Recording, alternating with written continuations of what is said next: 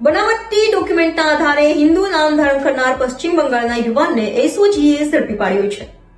Special operation ગ્રુપની team પેટ્રોલિંગમાં હતી ત્યારે બાતમી મળી હતી કે એક મુસ્લિમ યુવકે પોતાના હિન્દુ નામના ખોટા આધાર પુરાવા બનાવી રાંદેર વિસ્તારમાં રહે છે। જે બાતમીના આધારે એસઓજીની ટીમે વોચ ગોઠવી મૂળ પશ્ચિમ બંગાળના વર્ધમાન જિલ્લાનો અને હાલ જહાંગીરપુરા ખાતે આવેલ વિકોન વિંગ્સ કેનાલ રોડ પર રહેતા મુસુબિલ ઉર્ફે રાજ ઉર્ફે પ્રદીપ મકબૂલ શેખને ઝડપી પાડ્યો હતો અને તેની વિરુદ્ધ કાયદેસરની કાર્યવાહી હાથ ધરી હતી।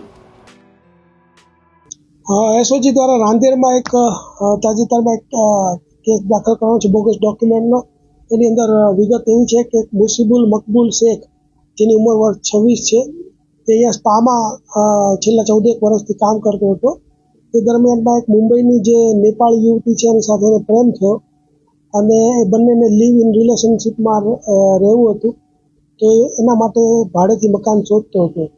તો મુસ્લિમ હોવાને કારણે એને ભાડેથી મકાન લેવામાં ખૂબ તકલીફ પડી રહી હતી, એટલા માટે એણે એક બીજું બોગસ આધાર કાર્ડ તૈયાર કરી પ્રદીપ સુજોય ક્ષેત્રપાળ નામના વ્યક્તિનું, અને બંને જે ભારતીય પુરાવાઓ છે એની સાથે રહેતો હતો અને એની પાસેથી એક એનું જે મૂળ નામ છે મુસીબુલ મકબૂલ શેખ, એના નામનું એક પાન કાર્ડ પણ મળી આવ્યું છે। એટલે કે આ ત્રણેય વસ્તુ કબજે કરી અને બોગસ ડોક્યુમેન્ટનો ગુનો રજીસ્ટર કરીને એસઓજીએ કાયદેસરની કાર્યવાહી કરેલ છે।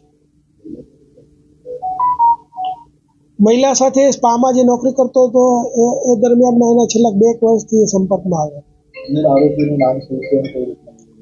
મૂળ આરોપીનું નામ જે છે પ્રદીપ મુસીબુલ મકબૂલ શેખ, અને જે નેપાળી યુવતી છે એનું જે નામ છે એ